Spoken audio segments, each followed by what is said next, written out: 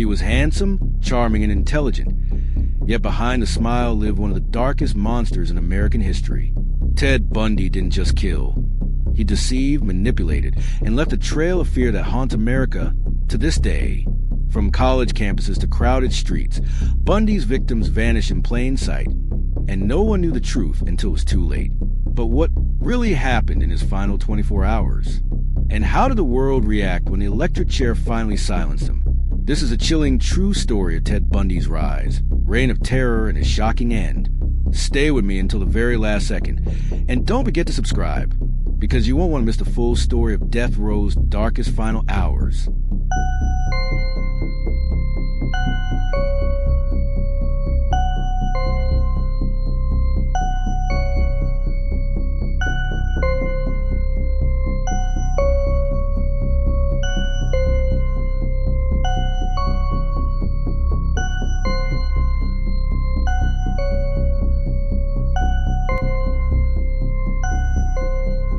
Ted Bundy was born in Burlington, Vermont, in 1946, a child shrouded in secrecy.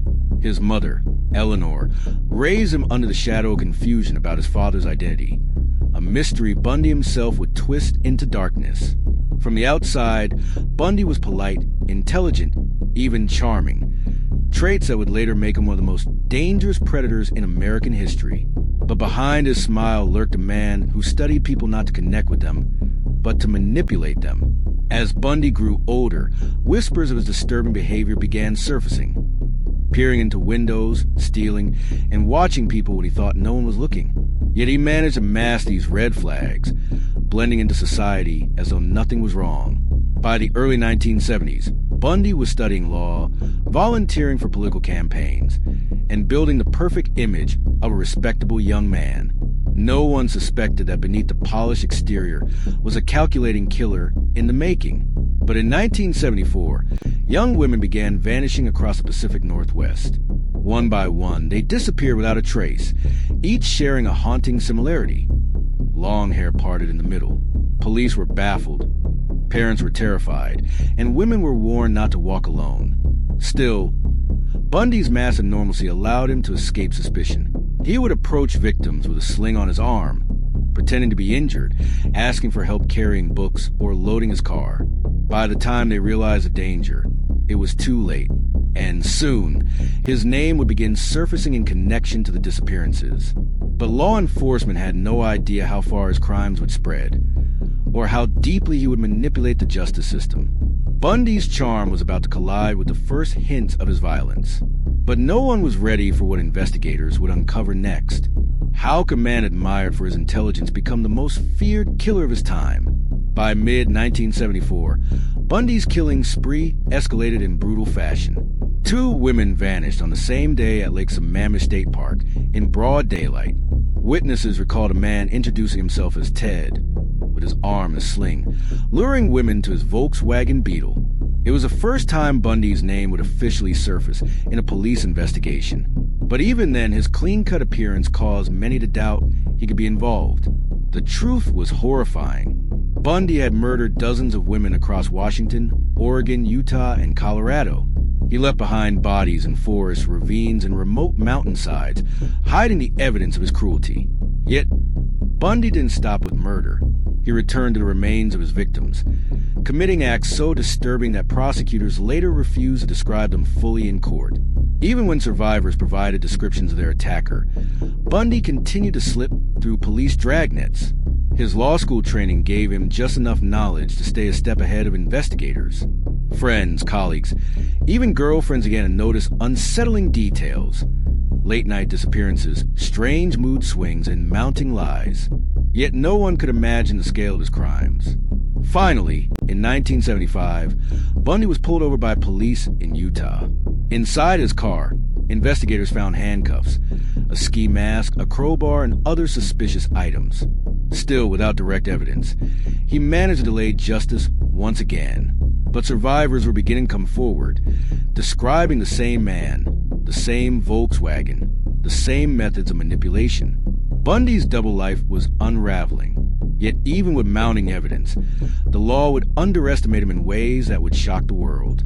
Because when Bundy was finally arrested, no one could have predicted what he would do next inside the justice system. In 1977, Ted Bundy was charged with murder in Colorado, but Bundy, who insisted on representing himself, was given access to the law library. Guards grew comfortable with his cooperative attitude, underestimating the danger he posed. Then, in a moment straight out of a Hollywood thriller, Bundy leapt from a courthouse window and disappeared into the mountains. For 6 days, he evaded police before being recaptured. Authorities believed they had finally secured him, but Bundy's mind was always searching for the next opportunity. Months later, in a Colorado jail, he carved a hole in the ceiling of his cell. On New Year's Eve, 1977, Bundy escaped again, this time vanishing into the night without a trace. By the time guards noticed, he was already hundreds of miles away. His second escape set off a nationwide manhunt, but instead of fleeing quietly, Bundy unleashed a new wave of terror.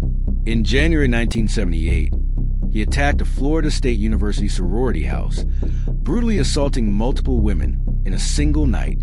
The violence was unlike anything investigators had ever seen. 2 women were killed, several others were left with life-altering injuries, and Bundy fled once again into the darkness. America's most wanted man was now leaving a trail of devastation across the country, and the public was demanding answers. How could someone escape twice, kill again, and still manage to stay one step ahead of law enforcement? In February 1978, Bundy was finally captured in Pensacola, Florida, after a routine traffic stop. When officers searched his car, they realized they had caught the man who had terrorized multiple states. Bundy's Florida trials became the first to be broadcast nationally on television, giving America a chilling front row seat.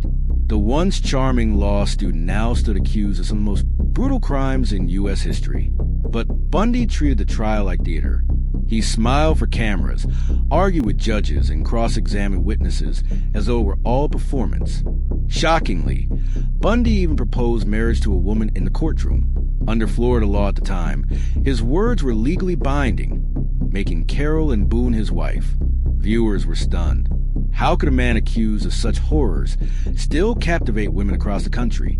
Letters poured into his cell from admirers who saw him as more celebrity than killer. Yet, behind the cameras, survivors and families of victims waited for justice. Their lives had been torn apart by Bundy's crimes, and they refused to let his charisma overshadow the truth. The evidence was overwhelming: bite marks, eyewitness testimony, and the sheer brutality of his crimes. In 1979, Ted Bundy was convicted of murder and sentenced to death. But his story was far from over, because even on death row, Bundy found ways to manipulate the world around him. At Florida State Prison, Bundy became the most infamous inmate in America. Reporters clamored for interviews, criminologists studied him, and law students dissected his every move. But Bundy never stopped playing games. He offered confessions in exchange for delayed executions, stringing along investigators desperate to solve cold cases. For years, Bundy alternated between admitting guilt and denying everything. Each time a new execution date loomed, he provided just enough information to keep himself alive. Meanwhile, his wife, Carol and Boone, gave birth to a daughter in 1982, believed to be Bundy's child. How Bundy fathered a child in prison remains one of the most unsettling mysteries of his incarceration. By the mid-1980s, however, appeals were exhausted and time was running out. Families of victims waited decades for closure, while Bundy supporters clung to the hope he might still escape death. The FBI and psychologists pressed him for more confessions, hoping to identify missing victims before his time ran out. Bundy revealed chilling details in his final interviews, admitting to more than 30 murders across multiple states. Experts believe the real number was far higher. Yet even with his own word confirming the horrors, Bundy seemed detached, like a man describing someone else's crimes. And as the clock ticked toward his final day, the world wanted to know, what would Ted Bundy's last 24 hours look like? On January 23, 1989, Ted Bundy's final 24 hours began. The man who once charmed his way past suspicion now sat alone in a death row cell, knowing the end was near. Outside the prison, Crowds gathered with signs reading, "Burn, Bundy, burn." The execution had become a public spectacle, drawing journalists from across the globe. Inside, Bundy received his last meal: steak, egg, hash browns, toast, milk, and juice, but he barely touched it. For the first time in his life, Bundy appeared broken. Reporters described him as pale, trembling, and visibly terrified. The mask of confidence he had worn for decades was gone. In his final hours, Bundy spoke with ministers, investigators, and FBI agents. He offered last-minute confessions, desperate to buy more time, but time had run out. At 7:06 a.m. on January 24th, 1989, Ted Bundy was strapped into Florida's electric chair.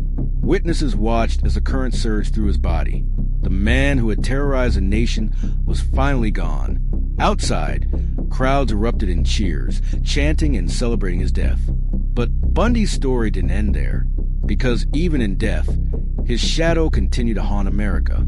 After Bundy's execution, investigators continued piecing together the full scope of his crimes. His confessions confirmed decades of suspicion, but many questions remain unanswered. To this day, the true number of Bundy's victims is unknown. Experts believe it could be far higher than the 30 he admitted to. His story forced America to confront uncomfortable truths about how charm could disguise evil, how law enforcement underestimated him, and how the justice system struggled to keep up. Bundy also changed the way America viewed killers. He wasn't a stereotypical monster lurking in shadows. He was educated, articulate, and outwardly normal. This realization terrified the public. If Ted Bundy could exist, how many others like him were hiding in plain sight? Books, documentaries, and films continue to explore his story, keeping his name alive decades after his execution. Yet for families of victims, his death brought only partial closure. Their daughters, sisters, and loved ones were gone forever. And the haunting question remains: could someone like Bundy emerge again today? Because the darkest truth of the Ted Bundy case is this: his crimes may be over, but the lessons they teach us about evil will never fade.